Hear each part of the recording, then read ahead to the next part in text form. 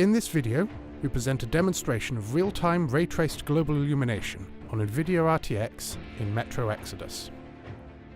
Ray tracing has long been regarded as the standard for offline rendering due to its ability to accurately model the physical behavior of light in the real world.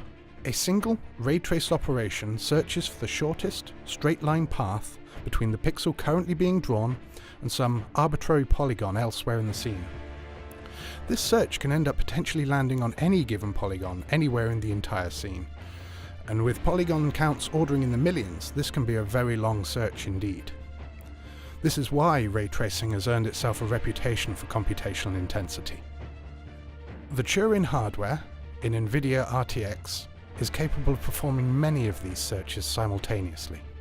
In the scenes we present, several 100 million such rays are cast every single second. Even at these rates though, we still need to be strategic about how we use each ray, since this equates to a budget of roughly 3 rays per pixel per frame. And so we made decisions right from the start about how best to utilize these rays to get the best results for Metro Exodus.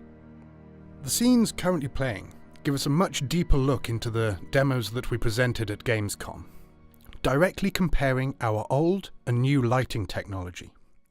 They are captured in-engine during the course of actual gameplay on an RTX 2080 Ti at a resolution of 1080. Performance differences between RTX on and RTX off attest to the cost of ray tracing algorithms, but also demonstrate the high performance of new cards using conventional rendering techniques. We see how light streaming in through the windows and open doorway bounce off of the brightly lit floor and transfer some of the information to the ceiling, the walls, and objects which would otherwise be in shadow. These parts of the scene do not have a direct line of sight of the sun, and so would otherwise be completely black if we only used a single directional light source, and we were to not perform other checks for secondary lighting interactions. Global illumination aims to model how soft, diffuse light bounces around the scene to reach the dark, shadowy recesses hidden from view of regular direct light sources. Conventional global illumination systems are actually a product of a number of subsystems working together to create a final image.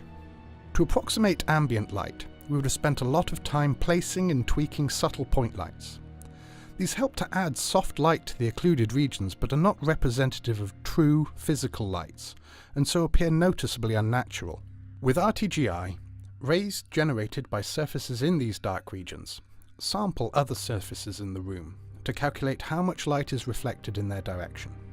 This allows any arbitrary surface in the scene to act as a subtle area light source, and it allows us to calculate at a much more accurate, per pixel level, how much light should be received from the environment.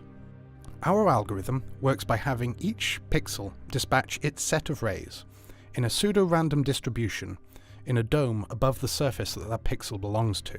By applying a filtering process, which makes use of the rays created by the surrounding pixels and by rays generated in the previous few frames, each pixel will ultimately have access to the information of many cast rays in many different directions, and thus have access to many tested surfaces to determine how much light should be reflected from the environment on towards the camera. By removing the additional lighting methods, we not only reduce the amount of time that we would have spent fine-tuning these scenes, but also those dark hidden surfaces now accumulate light automatically. Also, they can respond dynamically to new lighting situations rather than being stuck with a pre-built solution. Light in the real world travels effectively indefinitely until it either reaches the surface we are rendering or is blocked by another surface. On the inside and underside of this vehicle, we see how screen space ambient occlusion alone would not be enough to generate realistic shading. Screen space ambient occlusion limits us to the information contained in just a small region of pixels surrounding the rendered point. The area that these pixels cover may have been as small as just a few centimeters across in the real world. A few centimeters with which to say which directions light is ultimately blocked from and which it is not. By casting rays over long distances, we can safely determine how many or how few rays reach the target pixel. Regions of the scene that are large and open enough to not be shaded by screen space techniques, but which still have very few direct lines of sight of the bright parts of the scene, now darken appropriately. Without casting rays over a significant distance, sometimes many meters, we cannot, for example, determine how little light should penetrate the enclosed architectural features, vehicles, or deep into the mass clutter of objects. Since light can reach the point being drawn from any direction within the dome above it, casting rays in random directions above the surface allows the surface to respond to many large, irregular light sources, independent of where they are in the scene or how they move relative to that point. The results presented here demonstrate a technique that simplifies and improves upon the previous generation of techniques by combining disparate rendering technologies into a single unified algorithm.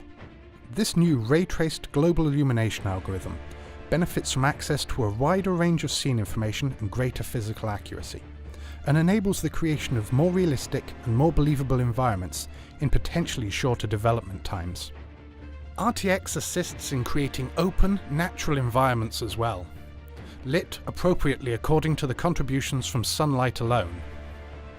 This concludes our presentation.